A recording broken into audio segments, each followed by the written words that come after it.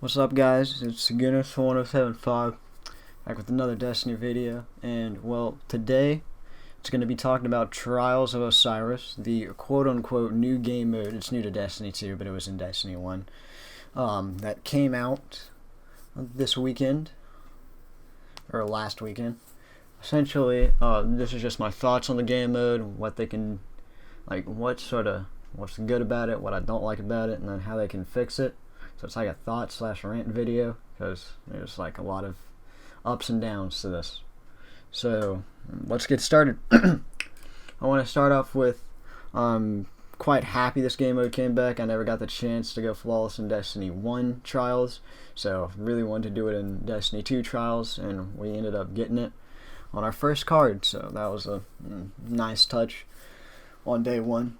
But anyways, back to the thoughts. It's just not how it should be, in my opinion. Like, I like how they have it still set up, like the general setup of elimination, and there's like no extra objectives really. One of my favorite parts is when you hit sudden death, your screen starts to slowly turn like dark, as like the effects where you're getting blindness, like you just slowly start to turn more and more blind, which I honestly find really cool. And it's like a simple detail, but I just really enjoy that the most. It's one of my favorite parts about the game mode. The intro sequence, it could be I don't really know how I feel about it. I like not having to inspect the players to see their loadouts, but also it does take up time away from the card. So you get to see the loadouts that they're guaranteed to go in with, so it's 50-50 on that. I don't really like how heavy is in the game mode, even though I can understand that heavy is supposed to be there. It just adds an alternate objective that, well, really shouldn't be there sometimes. It can commonly get in the way in rounds of the enemy team or your team, but it still manages to get by. But for maps like this, the angle that heavy was at, I don't agree with. How like one spawn could see the heavy from their spawn if they walk in, and then the other side has to like completely flip sides. How it's angled, I don't agree with that. I feel like heavy should be a highly contested area where you have to really try to get it, and the enemy team can see you either way. Also, but now onto the main stuff. I don't like, there's a lot of things that I also really can't say that I like too much about this game mode. One, the loot system. Trials is always better when, it's randomized loot. Like, I don't know what I'm getting, and I could also get new things. It's not necessarily where I've already gotten the 4 pieces of loot from each week, and I know what I'm going to get, and there's nothing more I can get. That sort of just takes away from the value. Plus, if you're farming for rolls of something, it's easier to farm that 1 week, but then you might have to wait 2 or 3 to start farming it again if you don't get a good roll or you want a better one. I don't like how that works. It sort of just takes away the the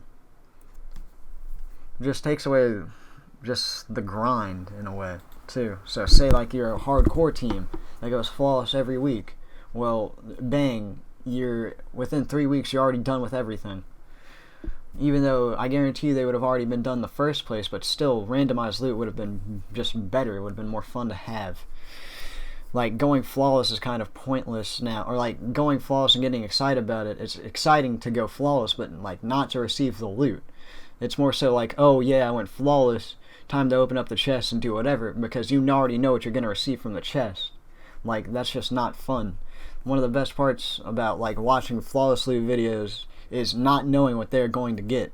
But now that I know what they're going to get, it's like no point if they're not interesting.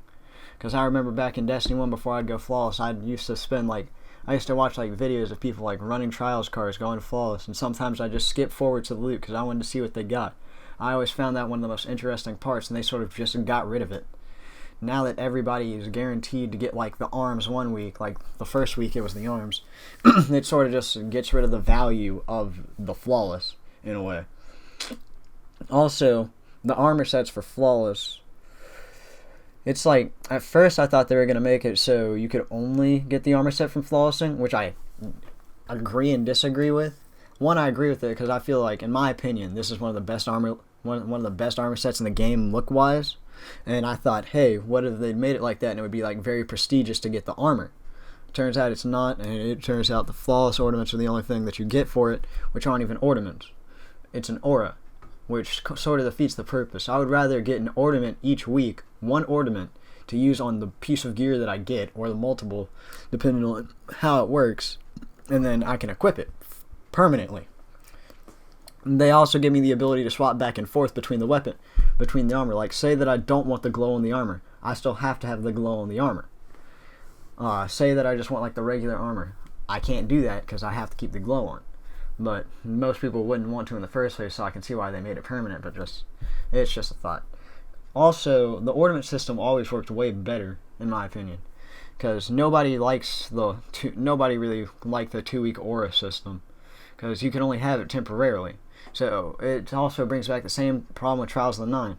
Like, watch what happens when, Trials goes away. What are they going to do about that now? Are we just never going to be able to use our glows again? Yeah, I just don't find that as smart.